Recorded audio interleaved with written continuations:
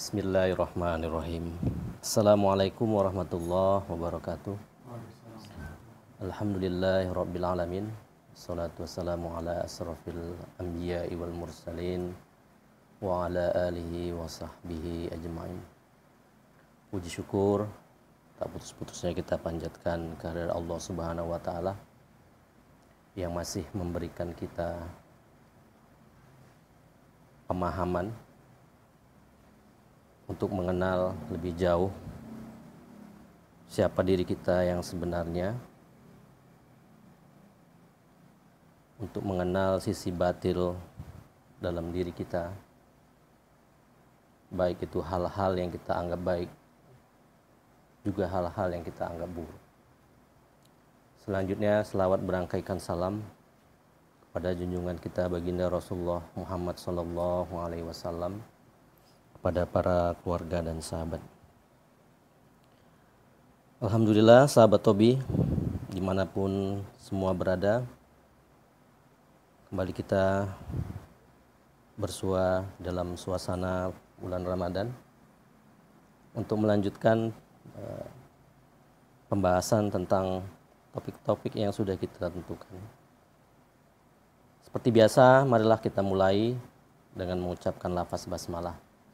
Bismillahirrahmanirrahim. Adapun judul diskusi kita pada kesempatan ini adalah kenormalan yang mengancam. Ya, kenormalan yang mengancam. Jadi sesuatu yang bersesuaian, yang wajar, sesuai dengan standar, justru memberi efek sesuatu yang menyusahkan, yang menyulitkan. Begitulah kira-kira makna dari normal dan ancaman. Nah, sebenarnya sahabat Tobi, judul ini adalah merupakan atau terkait erat dengan salah satu surat dalam Al-Quran, surat ke-109, surat Al-Kafirun, yang terdiri dari 6 ayat.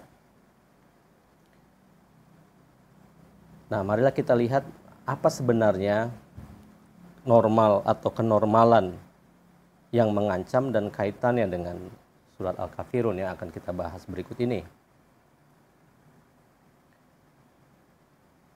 Sebagaimana yang kita pelajari dari sumber-sumber yang menjelaskan tentang bagaimana sebab musabab turunnya Al-Quran atau surat dalam Al-Quran, terkhusus surat Al-Kafirun ini, saya kira sudah jelas sekali bahwa sebab turunnya surat Al-Kafirun ini, karena ini termasuk dalam surat Al-Makkiyah yang diturunkan sebelum baginda Rasulullah hijrah ke Madinah, ya, dan ini surat yang turun setelah surat Al-Ma'un, ya. Nah, di mana pada masa itu dakwah Rasulullah itu semakin berkembang, walaupun di sana sini banyak intimidasi, ya. Maka kaum Quraisy merasa resah dan berusaha untuk mengganggu dakwah Rasulullah. Kita tahu bahwa kaum Quraisy ini adalah kaum pedagang, ya, di mana mereka memiliki kemampuan negosiasi yang jadi segala sesuatunya itu bisa ditawar-menawar, ya. Nah, jadi mereka memberi tawaran kepada Rasulullah agar Rasulullah mau mengikuti keyakinan mereka dalam 1 tahun, kemudian setahun berikutnya mereka juga bersedia untuk mengikuti apa yang diyakini oleh Rasulullah SAW. Jadi ini ibarat seperti kolaborasi lah gitu, ya.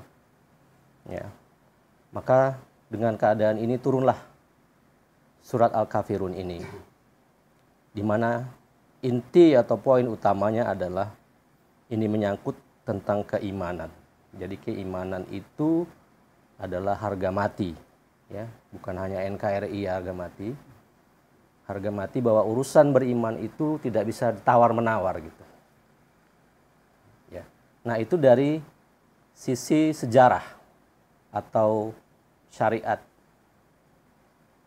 Nah, di samping itu kita harus juga memahami setidaknya ada perspektif sudut pandang lainnya. Kalau ada sisi syariat, tentu ada sisi hakikat atau hikmah atau batinan yang terkandung dari kejadian ini.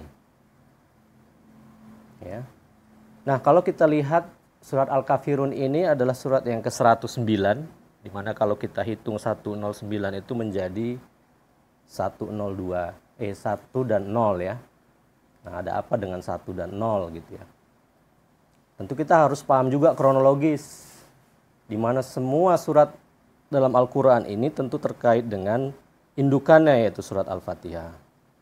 Dari surat Al-Fatihah turunlah surat Al-Ikhlas, kemudian dizohirkan ke dalam surat kembar An-Nas, An-Falaq, yang menceritakan bagaimana Allah dengan skenarionya menciptakan khalifah pertama di muka bumi dan harus turun ke dunia karena melakukan satu melanggar perintah yang ini adalah merupakan kelalaian pertama yang dilakukan oleh manusia.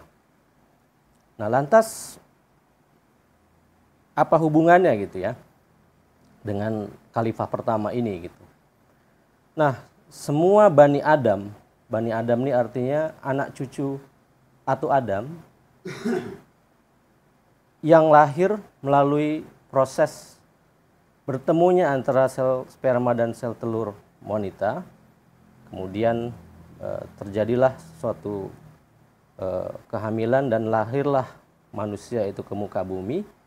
Nah, semua itu disebut dengan Bani Adam. Jadi kalau Adam itu adalah An-Nas, maka semua Bani Adam itu adalah insan. Ya. Dan semua Bani Adam atau insan yang dilahirkan yang memiliki zahir atau tubuh itu adalah kafir. Jadi kita jangan merasa terusik atau merasa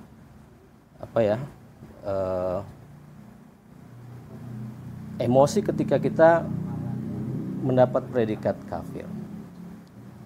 Jadi ada satu cerita ketika Gus Dur, almarhum Gus Dur, ditanya atau disampaikan oleh pengikutnya, Gus, jenengan dibilang kafir sama orang. Ya nggak apa-apa. Lawong tinggal baca syahadat kan udah Islam balik gitu katanya.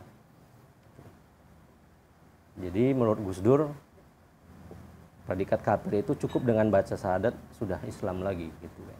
Nah, itu mungkin joke ya, lelucon ya. Nah, itu tadi. Jadi artinya apa? Artinya Allah dengan bersengaja meletakkan sifat lalai, kafir, sesat, ya, dan semua ini tentu berkait-kaitan dalam sumbernya ya. Misalnya di dalam Al-Quran, Al-Kafirun ini berkaitan dengan surat Al-Fatihah ayat ke-5, ayat ke-7, ya, surat Wal Asr.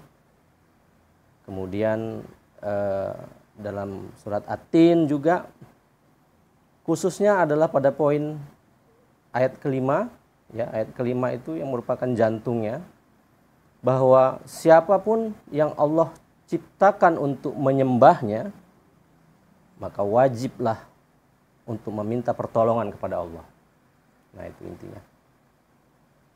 Artinya, johir manusia, tubuh manusia inilah yang menyembah kepada Allah. Kenapa? Karena di dalamnya ada iman yang diwakili dari 6 ayat di dalam surat Al-Kafirun itu, yang terperangkap, terpenjara di dalam raga, di dalam fisik tubuh manusia itu. Ya. Jadi kalau kita lihat ayat pertama itu adalah pembukaan, ayat 2 ketiga adalah pelaku, 4, 5 ini tujuan. Atau dengan kata lain, ayat 1 dan 6 dalam surat Al-Kafirun ini adalah ihsan, 2 dan 3 adalah bagian dari Islam, dan 4 dan 5 adalah iman. Jadi intinya bahwa kondisi kafir ini adalah suatu kondisi normal, kondisi yang manusiawi, ya, yang sengaja Allah letakkan pada manusia. Jadi kalau ditanya siapakah manusia, siapakah kafir, maka jawabannya adalah manusia. Kenapa? Karena semua manusia yang bernafas, menikmati semua fasilitas, itu disebut selamat, atau yang kita sebut dengan Islam, ya kan?